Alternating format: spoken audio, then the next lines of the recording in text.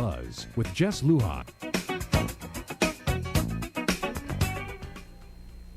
Continuing to tell the war survivor stories in their own words, Mr. Joe Alvarez, my guest here this evening. Mr. Alvarez, again, we talked about your father's situation, but your mother wasn't spared from that as well. No. Your mother worked in the fields, and I guess she became ill for some reason and couldn't work, and as a result of not being able to work, she was beaten almost to death because of that. I don't think almost to death, but she was really scared, you know. What had happened is that during the war, they had a group of women to go out to the fields and tend to the farm, whatever they planted. And one day my mom was sick, and they came and got her, took her down to Manilo near Price School, and there were a lot of people. That's the thing. A lot of people were there, and they were beating her up with the sticks, you know. And she was bleeding too, and she was urinating on herself. Now that there, I wanted to kill, but you know, I can't because my family get killed. Sure. So that's a traumatic situation that, you know, I don't want to remember. Things like that did happen. I have heard your other guests that have come up telling their stories. I believe that everybody experienced, not quite everybody, but most of the people experienced that. There were some good Japanese soldiers, but man, let me tell you, there were some bad ones. But my understanding, Jess, and I checked this out with my Japanese friend, is I heard the Japanese taicho, which is the one that wears the sword. I don't know what rank he was. He called him Chosen. And Chosen to me is somebody else other than Japanese, you know? So when I talked to a Japanese friend of mine, she said that Chosen means the Korean people.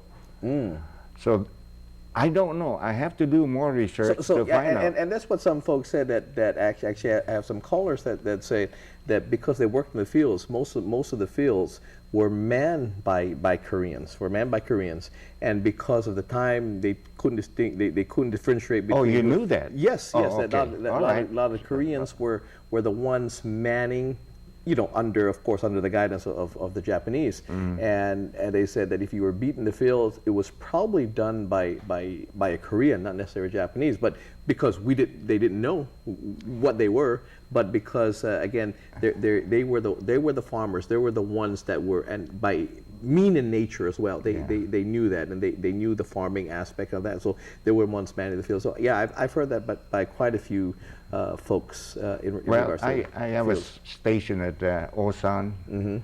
I was in the Korean War. I joined the United States Air Force in 1951, May 14.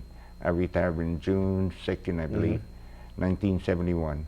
1951, I was involved. I've seen World War II already.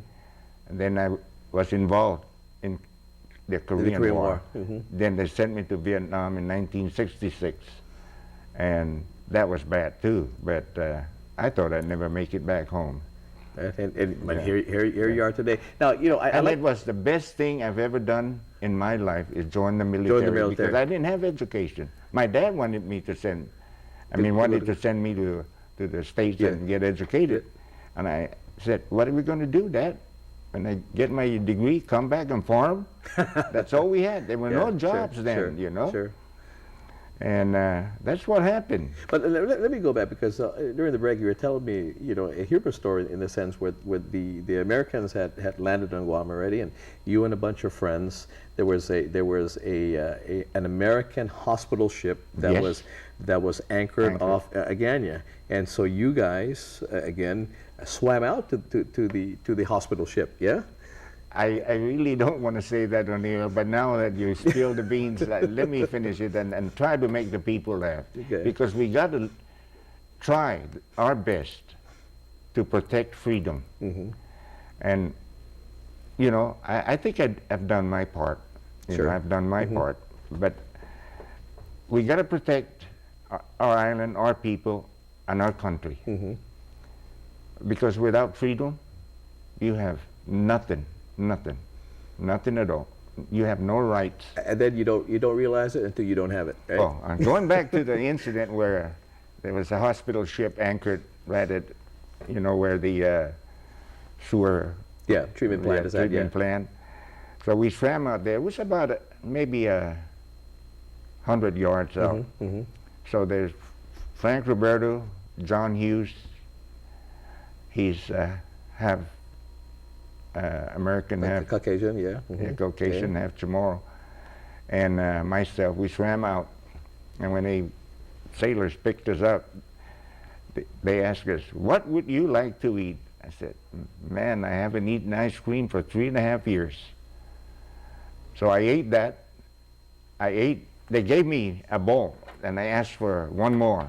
Then another one after that, Then my stomach was, I haven't had ice cream for 3.5 years, you know, and it was churning. Oh man, I said, how in the world am I going to swim back now? You know, and that's funny. That's the humor part of the war, you know. But that occurred after the war. There we go. But it is funny, and people may laugh at that, but it's true. It's true. And you went back. Did you dare tell your family that you had some ice cream and you didn't share with them? No. At that time, my mom was the only one. My father, he came out later from the oh, that's right. carrying the that's right. munitions to Chico. Yeah. I wondered, because he never talked about it, I wondered if he was part of that Chagrian massacre. Those are the guys too that brought it up there. Yeah. So I wondered. They tied him up to a tree, and so the Americans came and they were probably ready. Yeah. I mean, so he was very lucky. Very, very lucky. Very lucky. And thank God for that. That's right. Mr. Alvarez, I got to pay some bills again. We're going to come back and probably only have time to say good.